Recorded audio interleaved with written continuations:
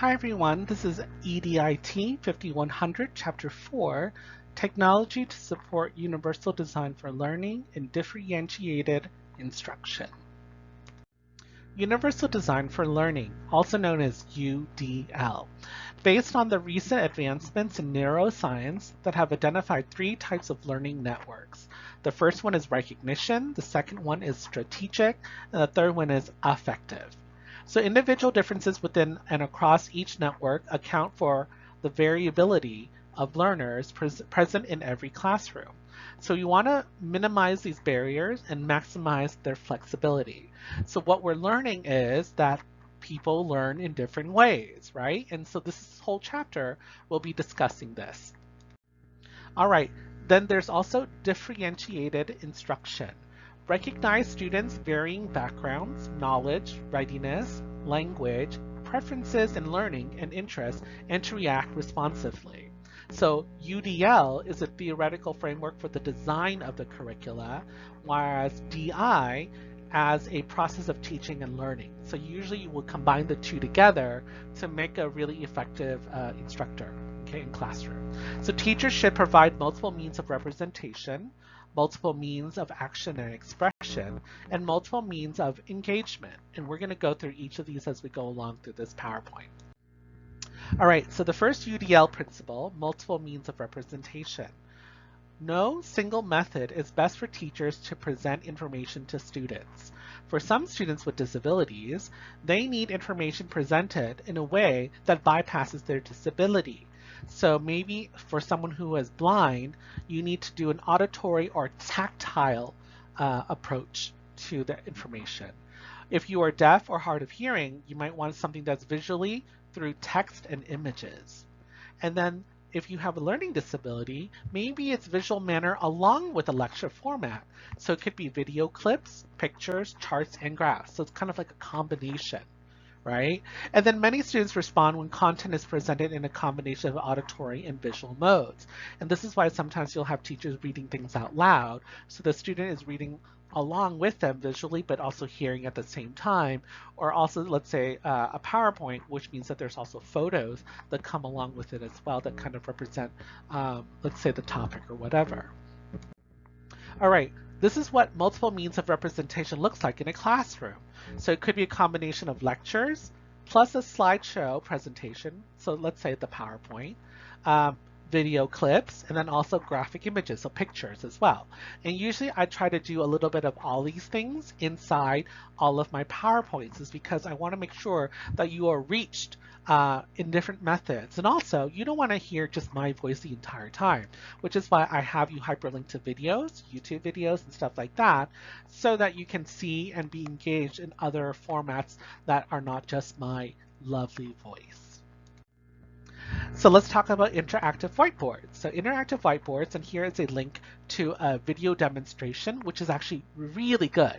So if you've never heard or seen an interactive whiteboard, this example shows you all the things that you can actually do. It's really wonderful. But basically, it's connected to a digital projection display and computer and acts kind of like a giant touch screen. So it has text, video images, and also still images as well. And it allows you to do writing notes. It allows you to create diagrams, draw figures, add annotations, label images, and then of course highlight critical features. It really depends on the software that you're using and how you use it as well, right? For some people, they might just have a PowerPoint, while others, they might have you draw on it and stuff like that. And whatever you do is actually can be recorded and saved as a file. And then you can upload that to a computer management software, kind of like Canvas or whatever the school is using. And then that allows the students who might be ill, sick, and missing class to be able to still access that material, right? So yeah, it's wonderful. These interactive whiteboards can also be saved, shared, and converted to various formats. Just like we talked about accessibility before in previous chapters, the interactive whiteboard can also be saved in various formats as well. Capture what is written along with accompanying spoken explanation. It also has a dual approach for students with attention issues or auditory processing issues, in the sense that some students will need repeated exposure to materials to comprehend it, and also allows students who miss lessons due to absences.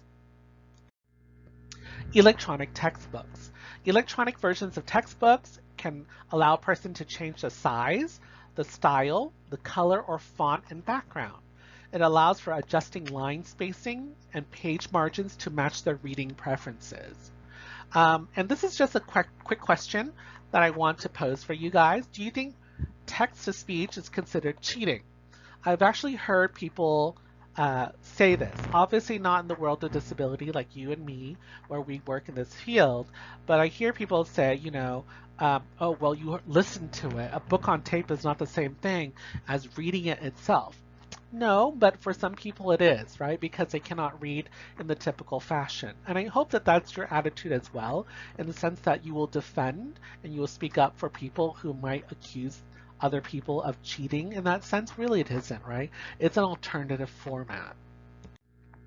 All right, so let's talk about UDL principle number 2, which is multiple means of action and expression.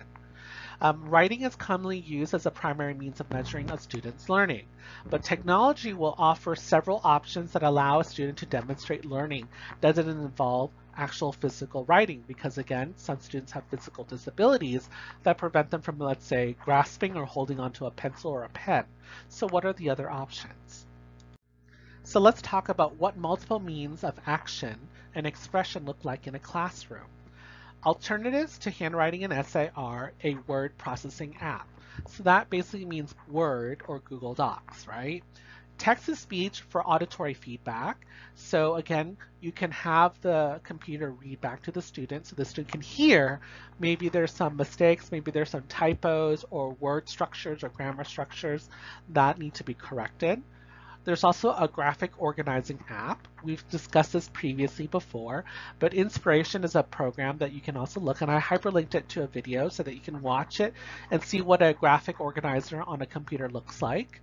There's also a word processing app that offers scaffolding, such as word prediction. There's a software called WordBar that will pop up certain words. Remember that video with Brody? That is basically kind of like a word prediction bar, right? But this one is another one that I want you to look at. Students who are visual learners might search the internet for images or videos that will add meaningful captions, annotations, or digitally recorded explanations. So this means that you can actually use some software such as Prezi or Glog to have the student create their work to show their comprehension. So Prezi is basically kind of like a millennial, cool, hipster, Gen Z version of a PowerPoint, right? Where you can move things around. It kind of looks like you're riding a ride and it goes back and forth. And actually some students get motion sickness if the way that the design of it is designed so that it does a lot of pullbacks.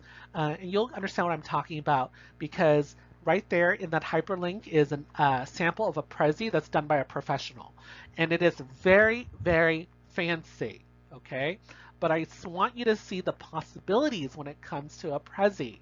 And if you look at that picture in this slide right here, you'll see that there's movement in it. And part of that is why it's so much more engaging than, let's say, a PowerPoint and stuff like that. And so I want you to think about those things when it comes to presentation. But I will say again, Prezi is not 100% accessible. So I wouldn't do things that require a student to study on a Prezi. But if they can do it as a presentation for showing their comprehension, I don't see why there is a problem. A lot of people really love it because it can also allow people to work on it as a team, and they don't even have to be in the same room together. They can all do it at their own homes on their computers. And a Glog version is just one poster version. So if you want a student to do a book report, but do it a poster style, a Glog is really wonderful, and it's free as well. So I've hyperlinked to a YouTube video to show you how to do a Glog, which I know some of your classmates in previous semesters have said this is actually wonderful because it allows them to kind of design a poster that shows that they comprehend a piece of material that they're teaching. It's also kind of similar to stickers online, you know, like you put like little pictures, but you can also add video, you can also add animation and stuff like that as well to a Glog, as well as to a Prezi as well. Let's go on to Universal Design for Learning, Principle 3, Multiple Means of Engagement. When students are interested or invested in an activity, topic of study, materials being used, or other elements of lesson, they are more attentive and motivated. So basically what that means is if you make the lesson interesting in one way or another to students, they're more likely to pay attention and be engaged, right? So finding a single activity, topic, material, or element of an educational experience that will engage an entire classroom full of learners with diverse backgrounds, abilities, skills, talents, and interests is just not likely, right? So therefore, multiple means of engagement will reach them all, hopefully, right? It's just like in that picture, those are all different types of coffee. But what are they all? Coffee, right? So does it matter what style or what type? It depends on the person and their preferences, right? Some of you guys might want a latte, while other of you guys will want an iced coffee. Another one wants just a simple black coffee, and some want extra cream. But overall, what it is just coffee. So now let's talk about what multiple means of engagement looks like in a classroom. One size does not fit all. Teachers must supplement the use of traditional classroom materials such as textbooks, reference materials, paper and pencil, blackboards, and chalk with technologies that digital natives are familiar with. So let's talk about an example, ninth grade class reading Romeo and Juliet. Some students will embrace a traditional play written in Elizabethan English. Some will be turned off just by the appearance of a book, like, ew, gross. Others might be willing to read the play until they encounter an unfamiliar language. Text may overwhelm some students, and some will not be able to understand the text at all. So what do? Because there's multiple barriers right there, right? So let's go into the next slide. Classical comics is classical literature titles published in a comic book format at 3 different reading levels. The original text, plain text, which is modern English, and quick text, which is modern English, but reduces the amount of text presented. And they offered in digital and printed formats, and they're available. So let's look at this slide right here, the picture. It says, not if you hate that name. How did you get here and why? The walls are so high and my family will kill you if they find you here. So obviously that's not that Elizabethan English that we normally are familiar with when it comes to Romeo and Juliet or any Shakespearean play, right? But this may reach some of your students better than the other one because it's just like, what are you talking about if it was in Elizabethan English?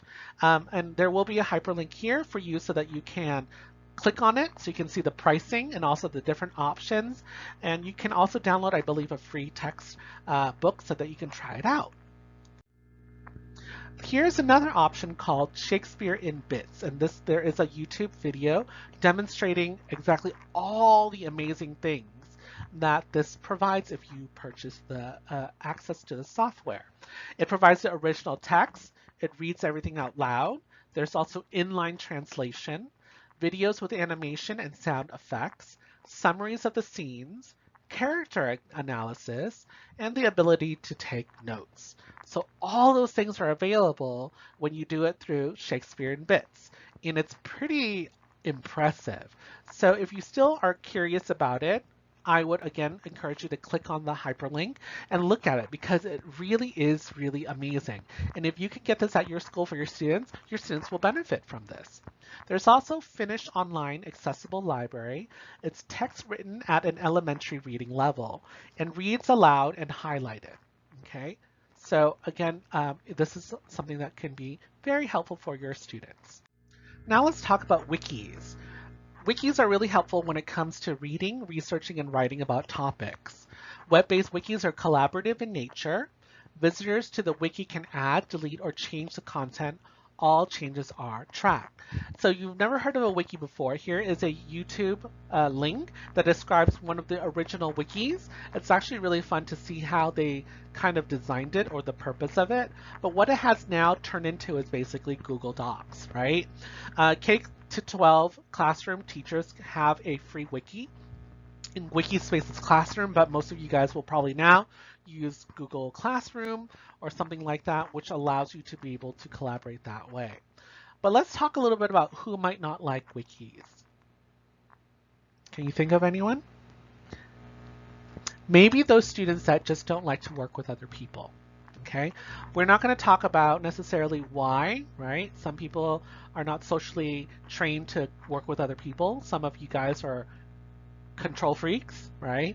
Or other things. You don't just work well with others, unfortunately. Unless this is about team learning and stuff like that, maybe you don't want to force some students to work collaboratively in a group, right?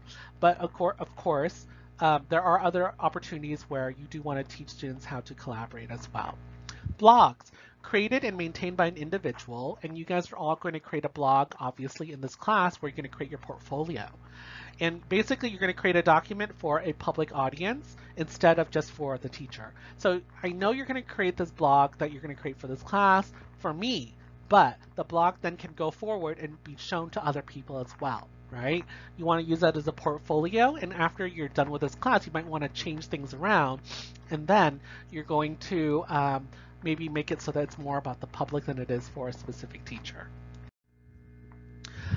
Okay, let's talk about WebQuest. Teacher design activities in which most or all of the resources provided, which are all pre-planned for students, are available on the web. It's kind of like what we're doing right now, right? Because we cannot meet in person, everything that I'm doing requires a lot of pre-planning. A lot of pre-planning.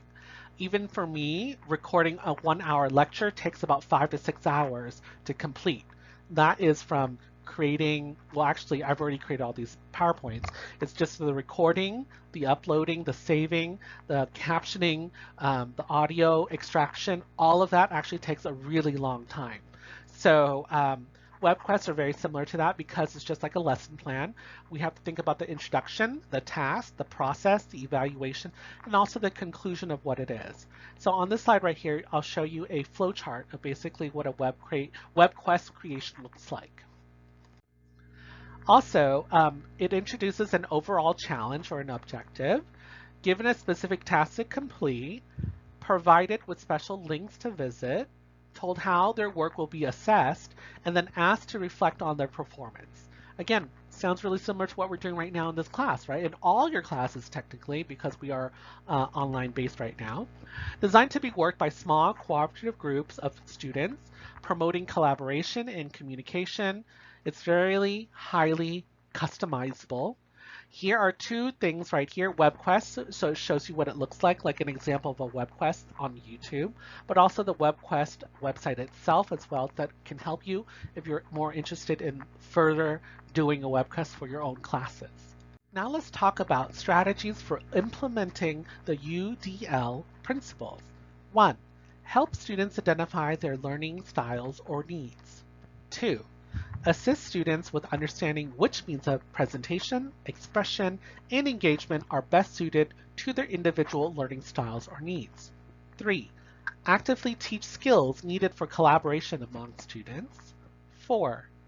Provide direct instruction on using available resources and technology tools. 5. Ensure students know how to use the resources and tools that best meet their needs. 6. Collect data on students' collaborations and use of technology tools. And 7, analyze data to assess match between individual student needs and use of specific technology tools. So hopefully that's all very self-explanatory. When I read it, I kind of understand exactly what it says. I don't think I need to explain any further. Web accessibility. Content of some websites may be inaccessible to some students with disabilities. And the reason why is that not all web designers are properly trained to accommodate people with disabilities or have people with disabilities in mind. Think about anyone can go onto WordPress or Wix or Squarespace or whatever and just create a website, right? So this is the reason why this can be very complicated. Allow users to override the text size and the font specified by web page designers. So we're talking about people who use things on web browsers such as Firefox, Safari, Internet Explorer, which no one should ever use ever again because it's a dying web browser, and then also Google Chrome.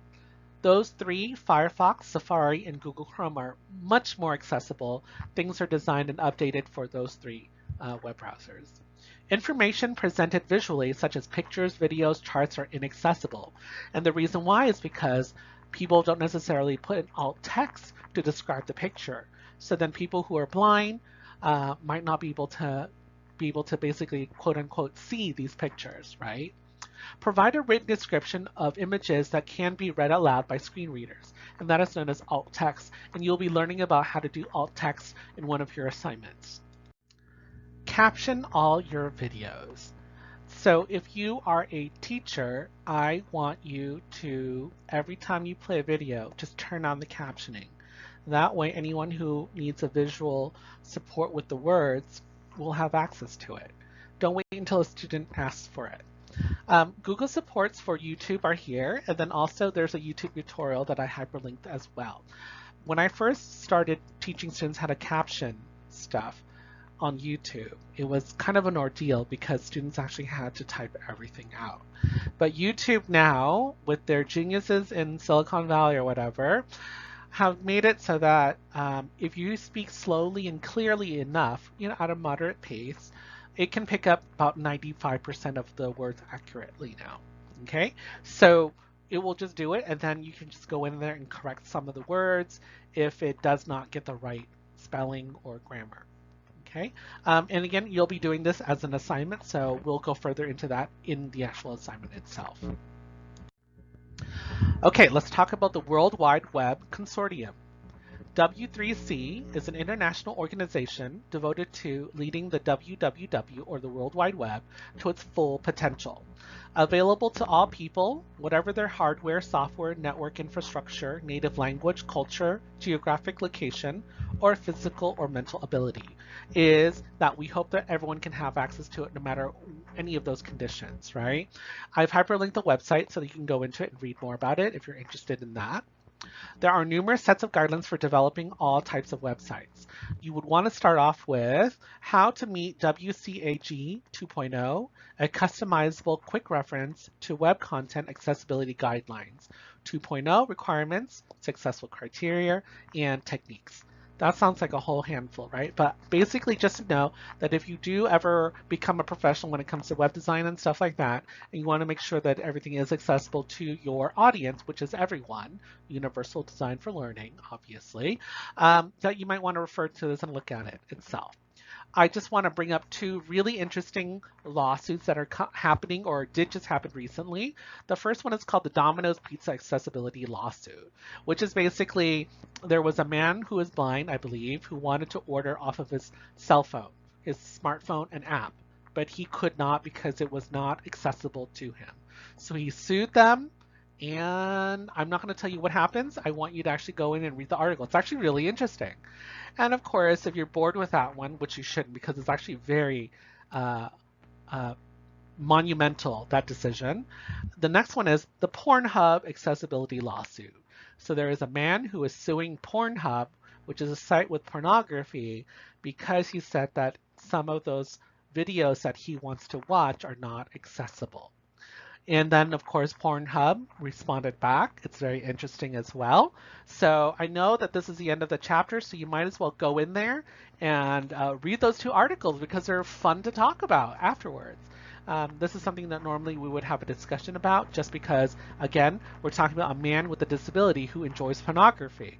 So why shouldn't he be able to, right? All right. Have a great day.